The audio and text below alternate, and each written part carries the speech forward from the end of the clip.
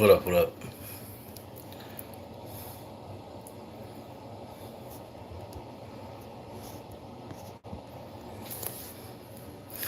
Okay. Well, this is a half hour words with Trav. Thanks, Deb, for that extra little add on to the title. Um, this is just something that came to mind the other day where I don't know, just like the popsicle sticks in meetings. And I'm not going to introduce this every time, maybe a few more, but they write random words that are emotions or feelings, thoughts, whatever. Some of them could even be, trigger words. Um, and you pick a popsicle stick and speak on it from the heart, whatever experiences you have with it, whatever that word summons up, I guess. So got a bunch of these words. I had like 70 of them. Did one on shame yesterday. That was the word I picked out, and got about 69 more, and probably couldn't think of half of them, to be honest with you, what they really are. But so luckily I'll pick one out and we'll have some thoughts on it rather quickly instead of just sitting here not saying anything. Um, and that's it. And then I just kind of go where the word takes me in memory and thought. Um, you know, Before any addiction or troubling years, after, um, currently, and that's it. I just give my just speak from my true experiences, thoughts, and opinions on the word, and see if hopefully it relates to somebody, and could help them you know form their own thoughts and opinions, and think of what these words represent to them, good or bad, and hopefully come out the other side healed and restored and recovered. So this is the faith cup. Finally got something to use for this, and it's filled with a little. I mean, I couldn't have made them any smaller, but shake it up a little bit. All dramatic, I know. Pick one out and start to speak on it. Let's see what happens.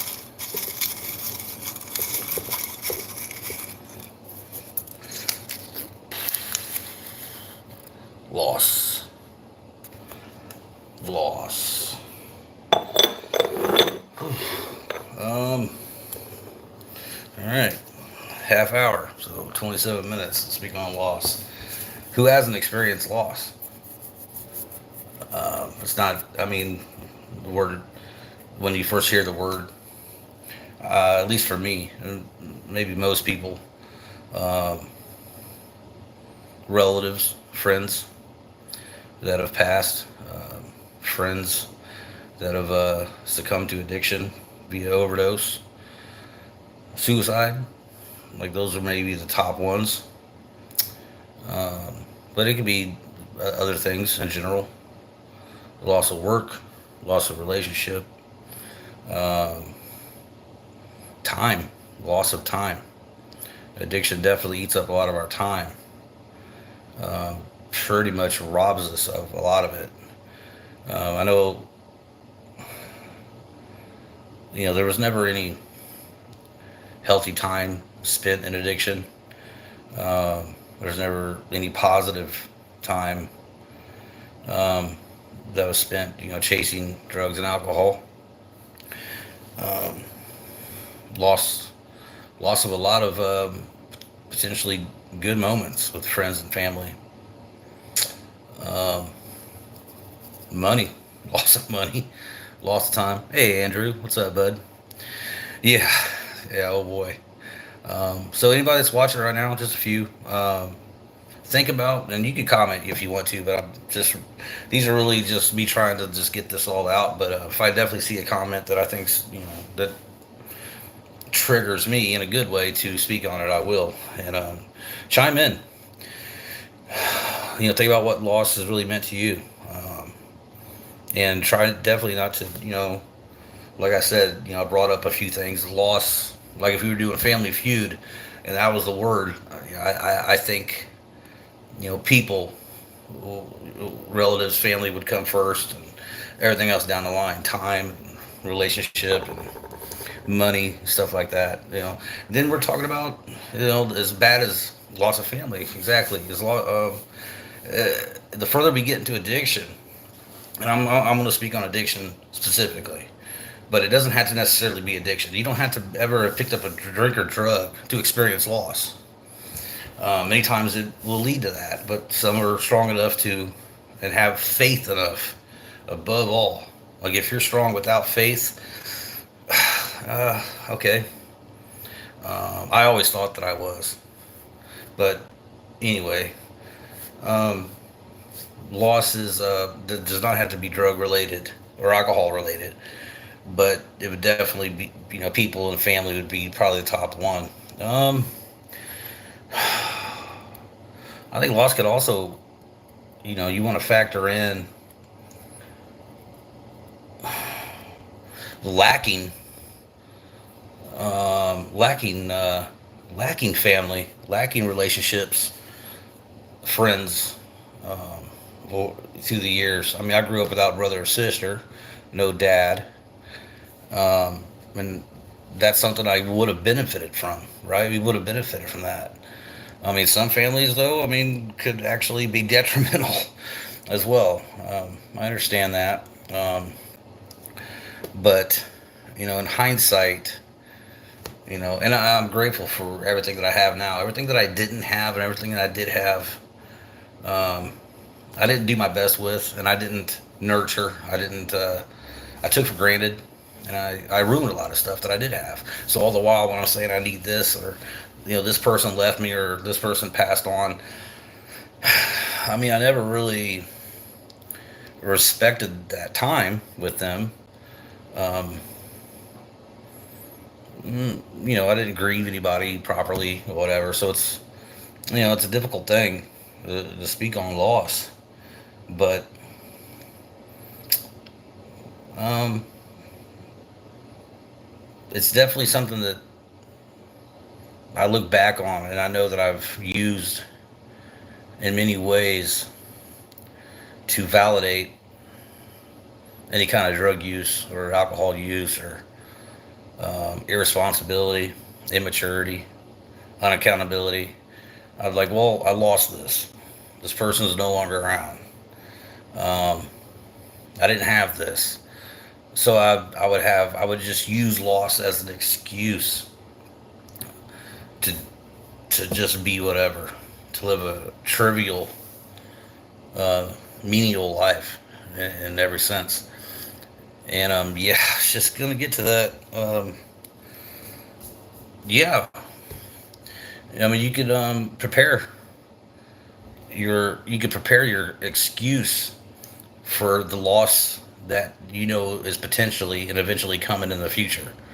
Um, job's gonna end, relationship's probably gonna end because you just start feeling nothing in the relationship, a void, or somebody's sick or ill or something, and they're gonna pass.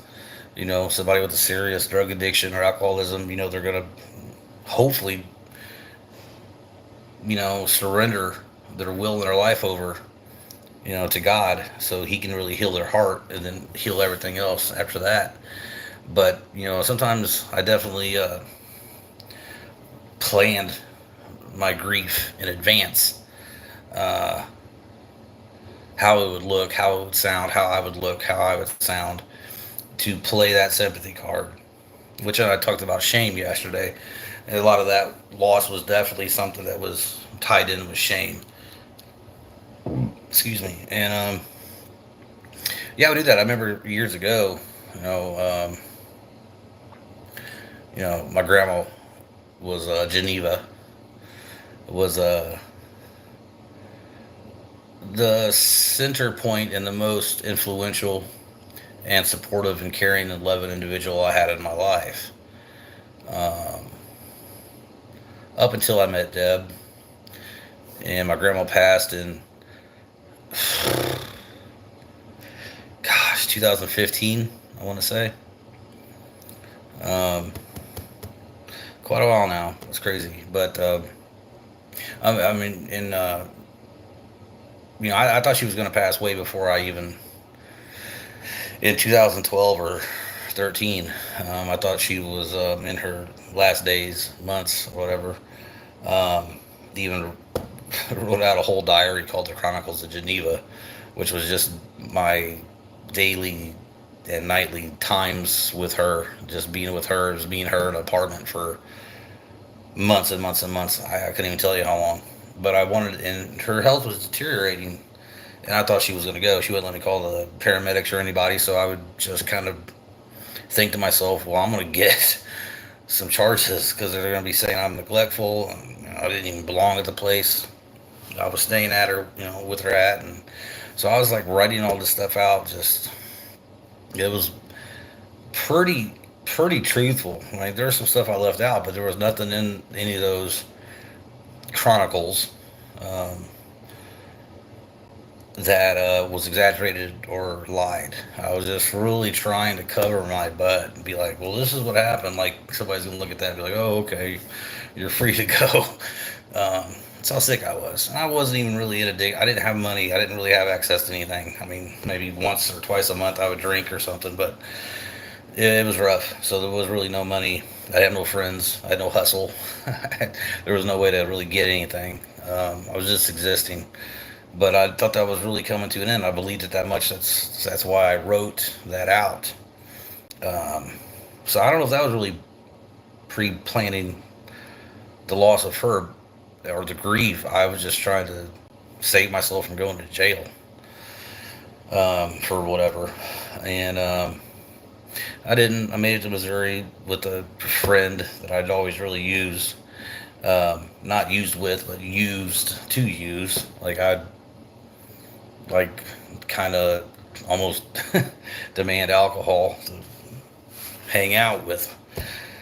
Anyway, so she went to the nursing home and I went to Missouri for about a month and a half, and that's when I started typing up all this stuff that I written, the Chronicles of Geneva, and posted it on Facebook and stuff. And I had no friends really at the time, nothing going on. There was nobody reading it, but one person popped up, and I've been with that person ever since. 12 years later, and it's Deb. Um, she got what I was writing in there, and from that initial moment, she really saw something that I may not have ever seen in myself. Um, and anyway, fast forward a bunch of years later, then my grandma's, had two of the best years of her life. She recovered, was healthier than heck. She was eating better. She was smiling, still smoking. Um,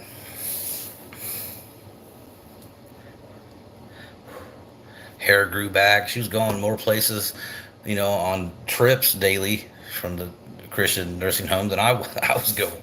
Like I saw her one day.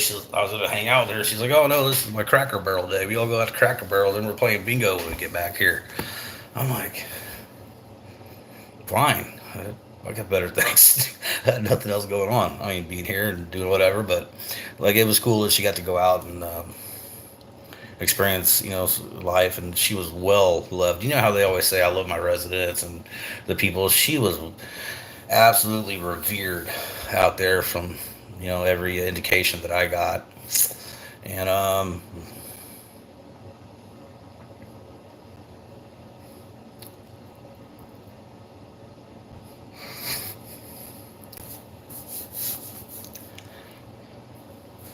she hated when I drank, and she got to see a lot of drunkenness and foolishness from that behavior. But not in those two last years. Um, Still some rough times because I wasn't recovered. I just had long bouts of not having any money to do anything with. But she got to see me, sober and better than I had been while I was at the apartment with her. So we had a lot of good memories, and a lot of good pictures just from the 2 years. But she passed eventually, and I knew she was getting close. And I remember telling Deb, something to the effect of like, I don't know what I'm gonna do, how I'm gonna feel. After Grandma passes, it might just send me on a binge or mess me up or something to that effect. And Deb's reaction was like, "Oh, that's great. That's good to know. Cool. Can't wait for that. Just go ahead now, then, because that doesn't fit into what I want here and how I want you to be and how I need you to be." I was like, "Shit, okay." So I was already subliminally, because I couldn't know how I was going to feel. Yeah, I was going to be a huge loss, and this is the biggest person in my life, and so yeah, you can kind of assume how it's going to feel. And I mean, even with my mom, God rest her soul, been dead 24 years now. Shows my age. That was intense too, but I was in the throes of you know quercetin addiction. Remember those purple pills, red pills, whatever? I don't know. And so I wasn't in my right mind for quite a while, even when she passed and everything. But um, I knew that the loss of my grandma was going to be, and especially after being here with Deb for a few years, who was bringing out a lot of genuineness in me.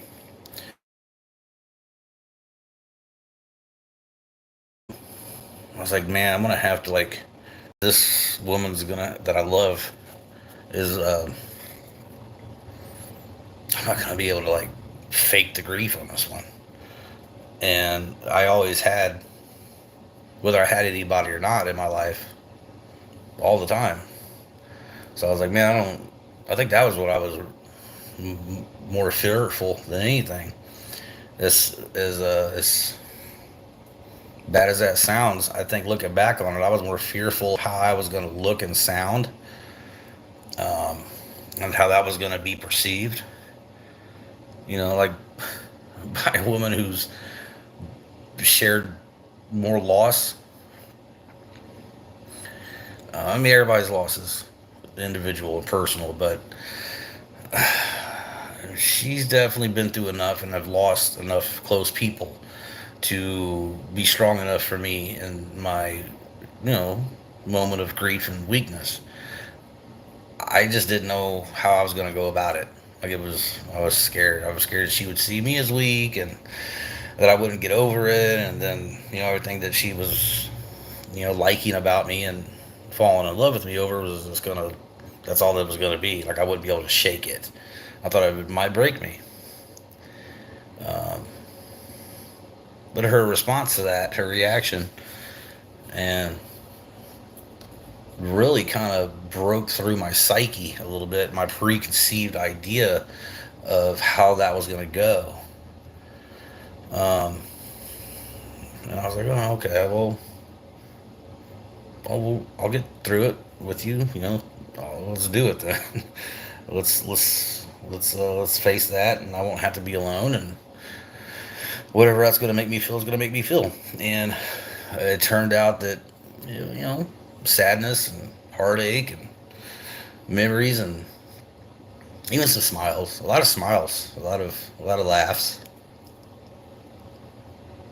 Uh, but I didn't fall apart.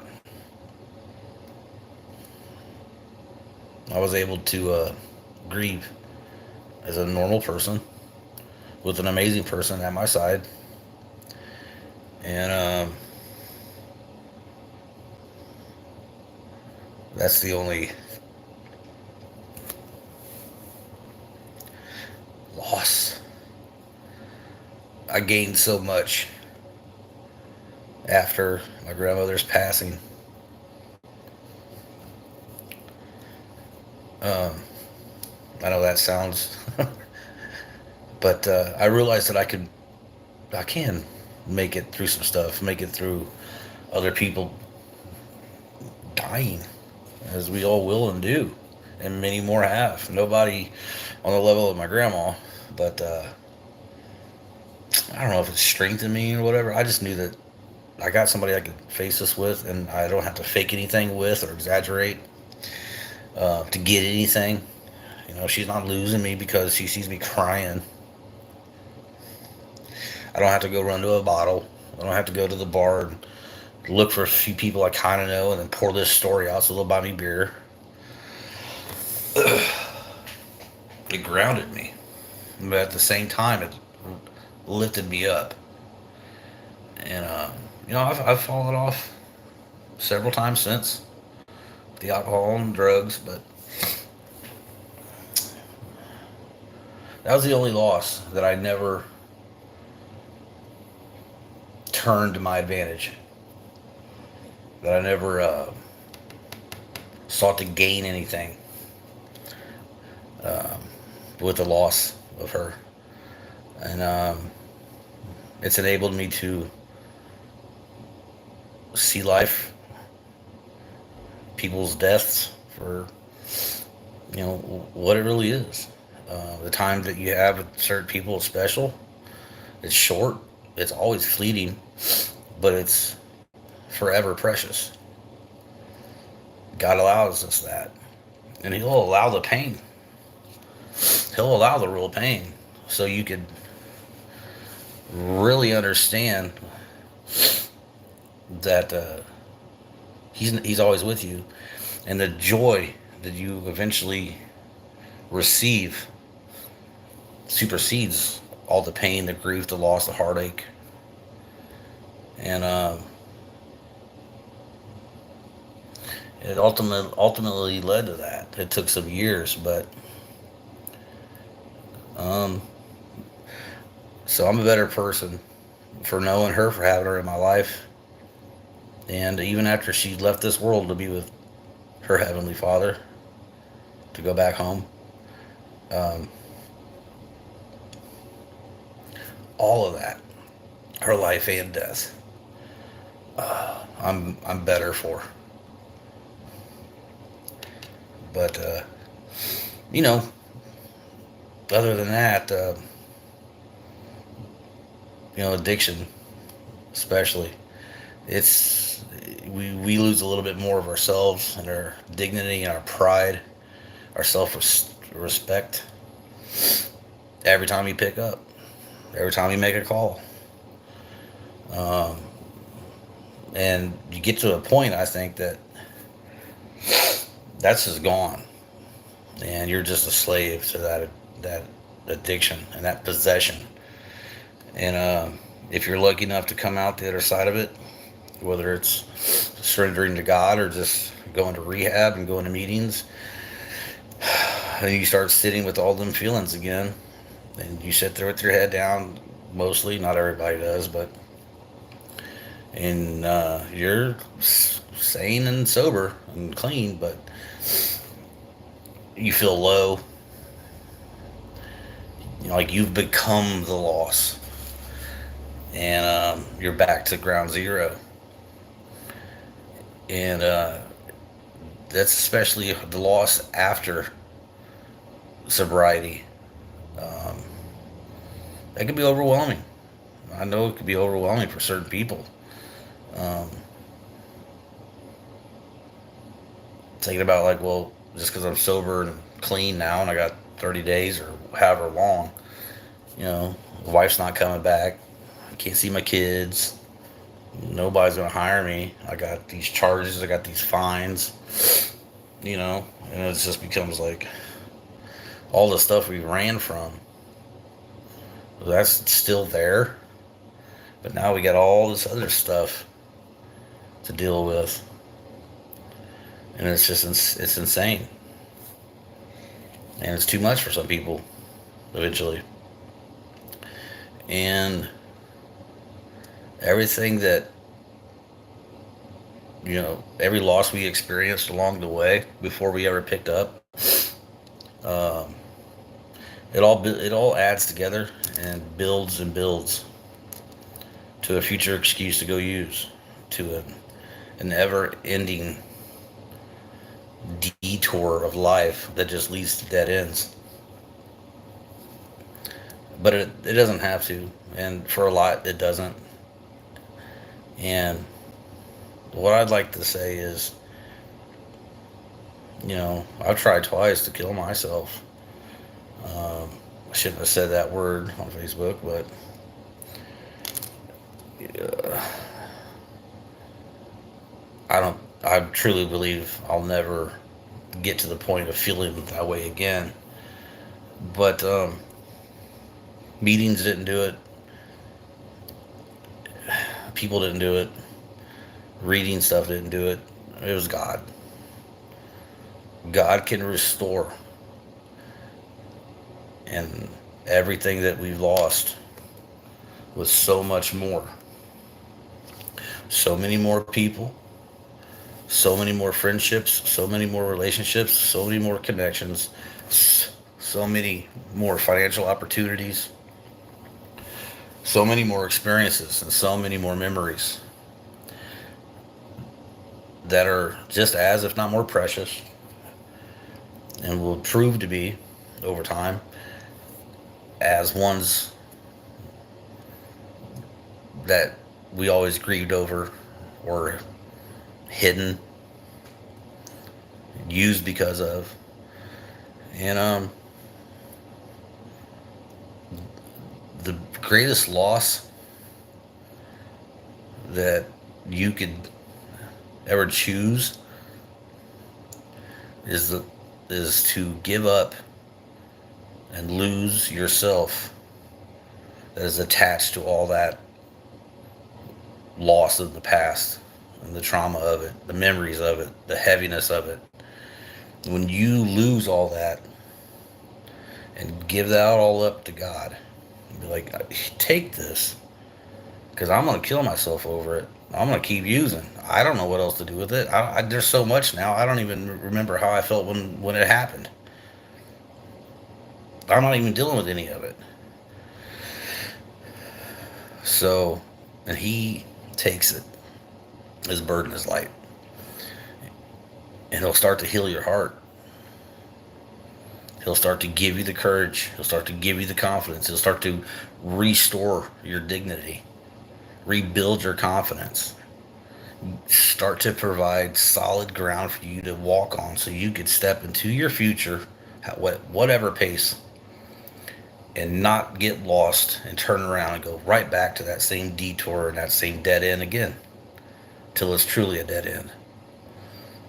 Only He can do that. And there's great people at rehab centers, there's great people at AA and NA meetings, there's great literature, great books to read. The big book's awesome. But relying on those people more than God, those books, those rehab centers, the medication, Facebook groups, YouTube channels, guys in red hats and glasses on with beards, none of that can sustain you and fill you with what we've all always needed. That's God's love, that's God's salvation, it's God's grace. If somebody turned off here and they never listened to another video, and I hear that all they're really doing is just reading the Bible and following God, praying ceaselessly, getting involved in their local church as best they can to make the church better. Well, that church ain't good enough for me. Go make it better. Go make it better. Take your individual churchness and go display that and express it at that church with those walls.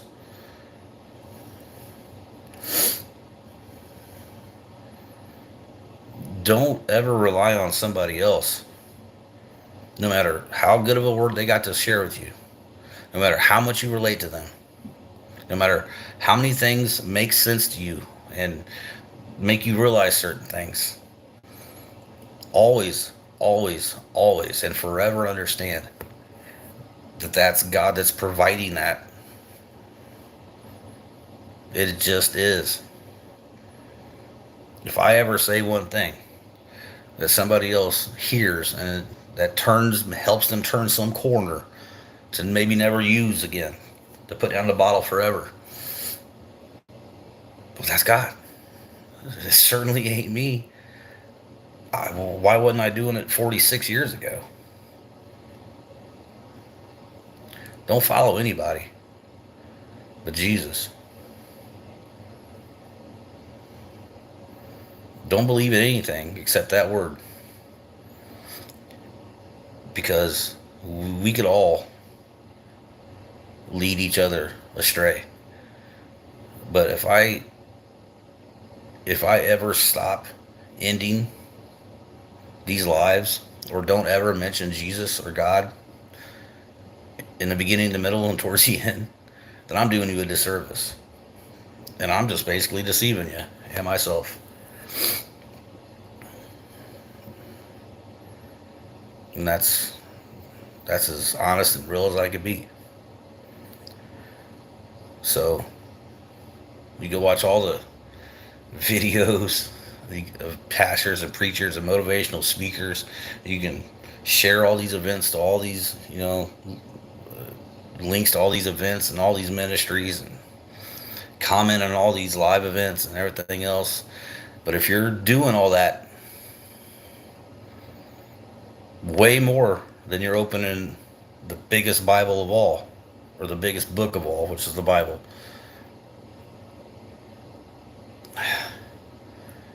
then we're all just putting something else, even as good as it is, filled with positive stuff, we're still putting something in front of God.